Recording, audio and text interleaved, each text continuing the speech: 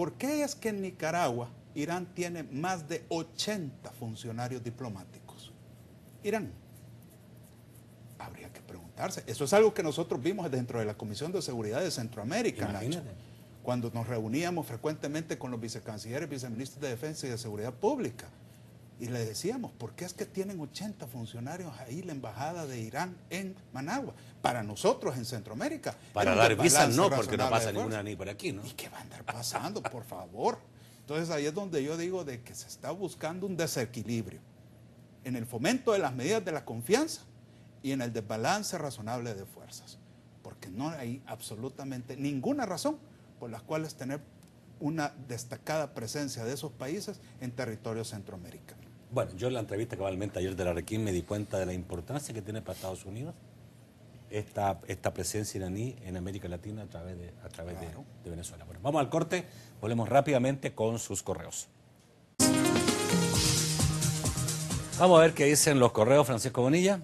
Muy buenas noches. Buenas noches. Iniciamos con Gerson Salgado, que pregunta, ¿qué sería lo mejor para Honduras? ¿Restaurar a Zelaya o que siga Micheletti? Lucía Alegría dice, estimado Nacho, un cordial saludo a usted y su distinguido invitado. Sin duda alguna, el caso del señor Zelaya ha acaparado los medios de comunicación a nivel mundial. Considero que el señor Zelaya está dando un show político en el cual se presenta como la víctima del sistema. Señores, por favor, el pueblo de Honduras tiene el derecho de aplicar la ley a todo aquel que viole la Constitución. César Orantes dice, todo el daño que hizo Mel Zelaya es ser una persona consciente con el pueblo que sufre hambre, discriminación, cero educación, malos empleos. Eso es todo el mal que los grupos de extrema derecha ven en el presidente legal, por eso el golpe de Estado. Rómulo Rivas dice, la unánime reacción del mundo entero representado en la ONU y de otras instituciones como la OEA, Comunidad Europea, etcétera, es definitivamente ejemplar al exigir la vuelta a la democracia en nuestro hermano país Honduras. ¿Por qué razón no reacciona de la misma manera ante países como Irak, Afganistán, Libia y otros tantos países que violan los más elementales principios democráticos durante tantos años?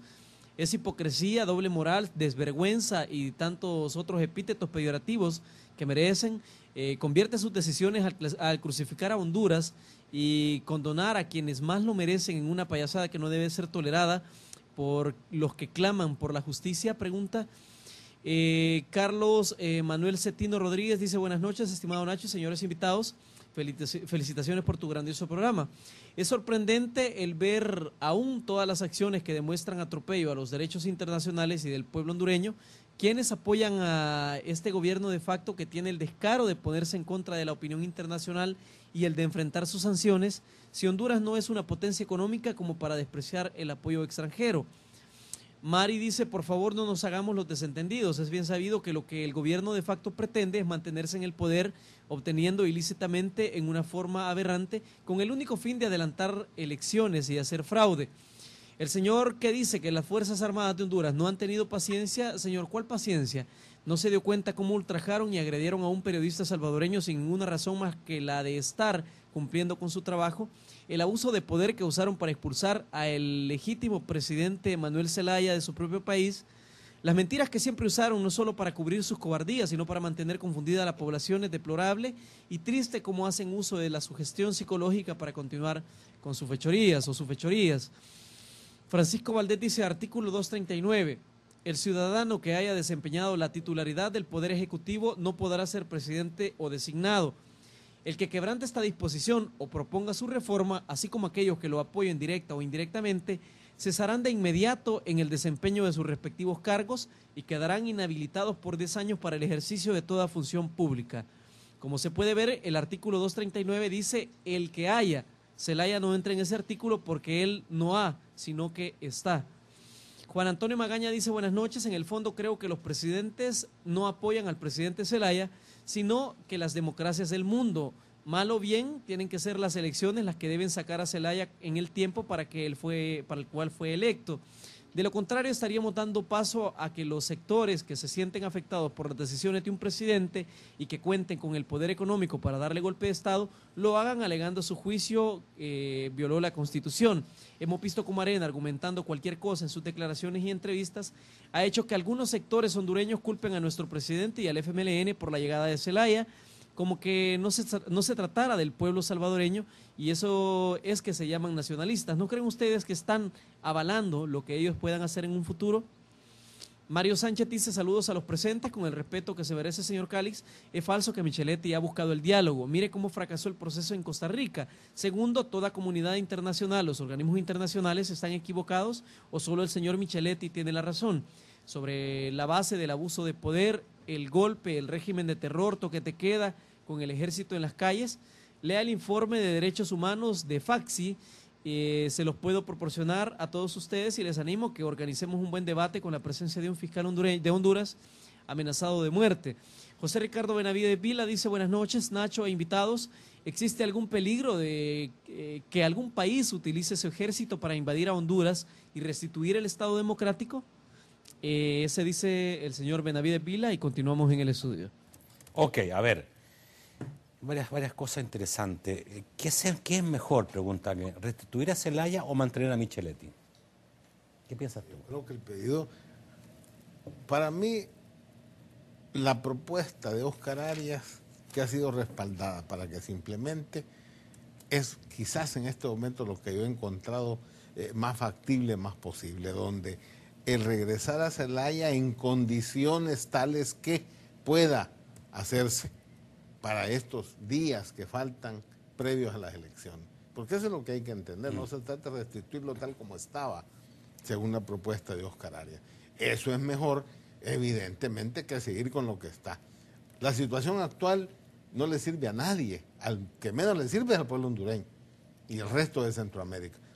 Una solución como la que propone Óscar Arias, insisto, como la que propone Óscar Arias, creo que es mejor que lo que se tiene ahora. Y para a que eso la es lo gente que hay que entienda buscar. bien. Óscar Arias propone la Regreso, restitución del presidente Zelaya, pero en un esquema de cogobierno y condicionado a otra serie de elementos. Creo que esa es la salida hasta ahora. Por lo menos es un punto muy importante como para negociar o corregir esa propuesta frente a las realidades que están pasando. Ok. La otra creo Sí, que sí, se sí. refería a lo que yo había dicho. Quizás la persona que dice que el ejército se ha portado mal porque agarra un periodista y eso, ha de ser alguien joven.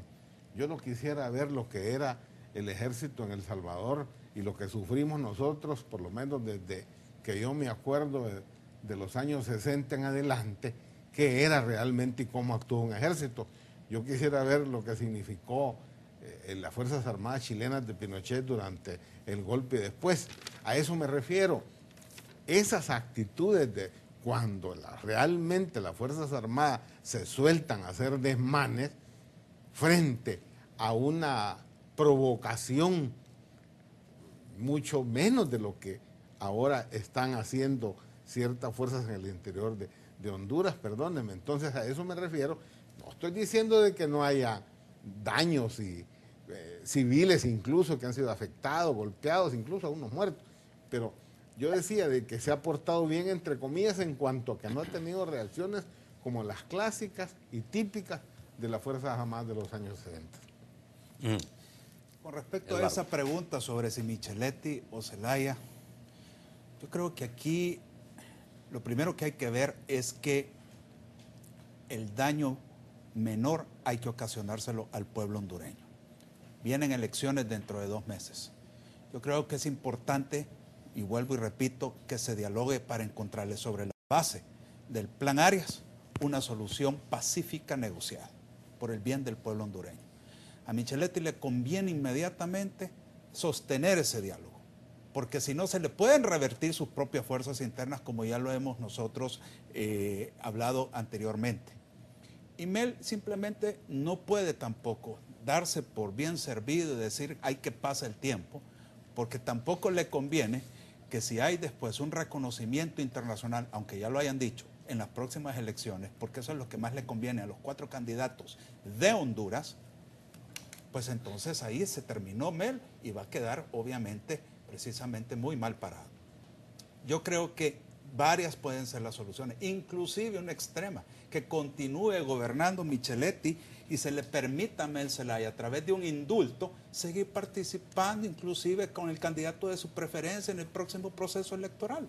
Eso puede ser también una salida. ¿Hay candidatos de su preferencia? No hay, ¿no? No, no hay un entendió que candidato de ninguno. preferencia, pero puede apoyar a uno u otro. Acuérdate que inclusive Elvin Santos, que es el candidato del Partido Liberal, Era su vicepresidente. está muy distante de él. En su posición está completamente Y era distante. su vicepresidente. Entonces él puede Era de su alguna manera, vicepresidente. era su vicepresidente, así es.